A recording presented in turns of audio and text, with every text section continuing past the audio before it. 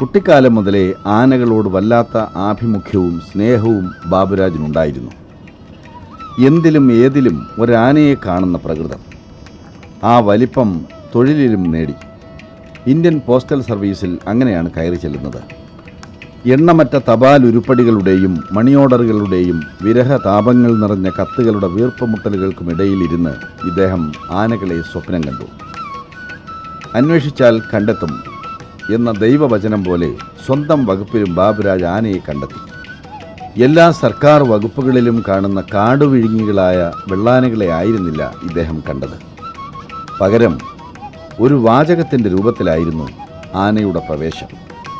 Office മുറിയിൽ അന്യർക്ക് പ്രവേശനമില്ല എന്ന അർത്ഥത്തിൽ എഴുതി തൂക്കിയിരുന്ന അന്തർ ആന മനാഹെ എന്ന ഹിന്ദി ബോർഡിലാണ് ആന പ്രത്യക്ഷപ്പെട്ടത്. അങ്ങനെ ദിവസവും ആ വാചകത്തിനുള്ളിൽ ആനയെ കണ്ട് ജീവിച്ചു, സർവീസിൽ നിന്നും വിരമിക്കുന്ന കാലം വരെ. അങ്ങനെ 2006 ഈ രാജീവ് കാണുകയും അത്ര കണ്ട് ഇഷ്ടപ്പെടുകയും ചെയ്ത് സ്വന്തമാക്കുകയായിരുന്നു PC ബാബുരാജ്. 2006 ജൂലൈയിൽ അത്താണി എളവൂർ മധുരപ്പുറത്തുള്ള വൈശാഖ് എന്ന വീട്ടിൽ ഇവൻ ഐശ്വര്യമായി കടന്നു വന്നു. ഒരു സ്വർഗം കയ്യിൽ വന്ന് വീണ അനുഭവമായിരുന്നു ബാബുരാജിന് ആ നിമിഷം. രാജീവ് പ്രസാദ് അന്നു മുതൽ മധുരപ്പുറം കണ്ണനായി, വീട്ടിലെ അംഗമായി, വളർത്തച്ഛൻ്റെ പുന്നാര മകനുമായി മാറി. സ്നേഹം അങ്ങനെ അളവറ്റ് കിട്ടിയതിൻ്റെ ആഹ്ലാദമാണ് ഈ കുറുമ്പുകൾ.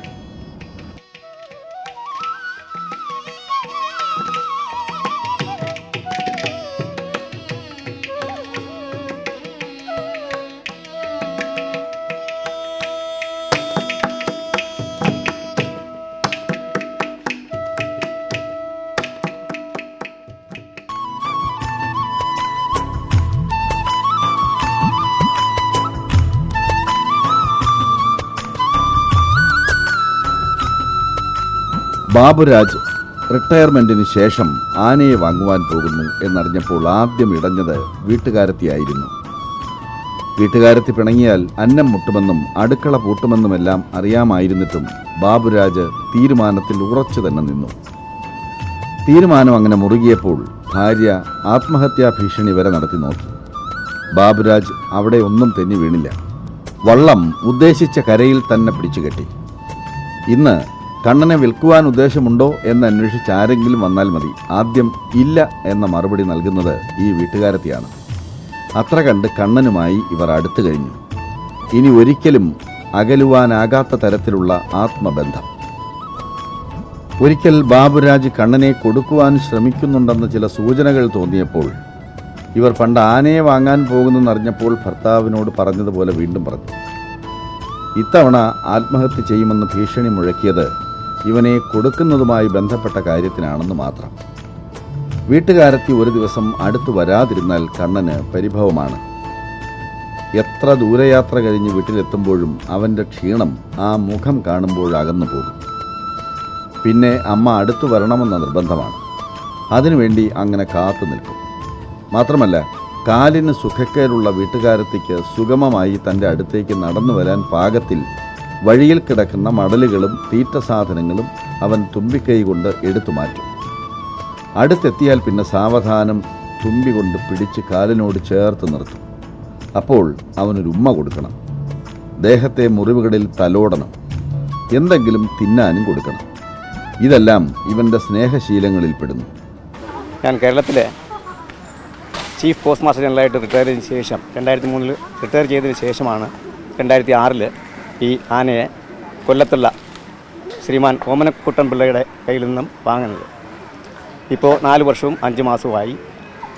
എനിക്ക് ആനയെ ആദ്യം കണ്ടപ്പോൾ തന്നെ എനിക്ക് വളരെ ഇഷ്ടപ്പെട്ടു.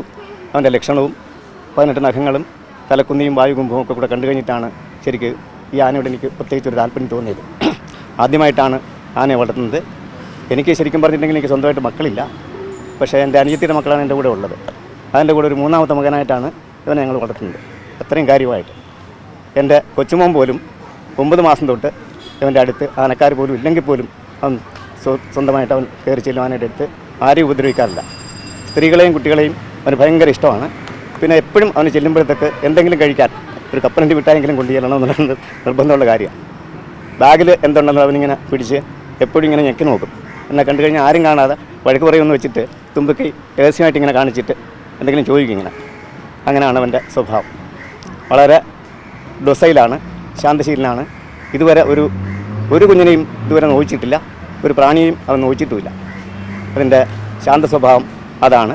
പിന്നെ എഴുന്നള്ളിപ്പിനൊക്കെ നിൽക്കുകയാണെങ്കിൽ ഞാനടുത്ത് ചെന്നാൽ പോലും അവൻ മൈൻഡ് ചെയ്യില്ല. പക്ഷെ അത് കഴിഞ്ഞാൽ എൻ്റെ കയ്യിൽ എന്തായിരിക്കുന്നു വെച്ചാൽ കൊണ്ട് കൊടുത്തേ പറ്റൂ, നിർബന്ധമാണ്. കിട്ടിയില്ലെന്നുണ്ടെങ്കിൽ അവൻ ഒരാഴ്ചയിൽ ഒരു പ്രാവശ്യമെങ്കിലും അവൻ എന്തെങ്കിലും കൊണ്ട് കൊടുത്തില്ലെങ്കിൽ പിന്നെ എന്നെ കണ്ടാൽ അത്ര കാര്യമായിട്ടൊന്നും മൈൻഡ് ചെയ്യത്തില്ല. അങ്ങനത്തെ സ്വഭാവം കൂടിയുണ്ട് അവൻ.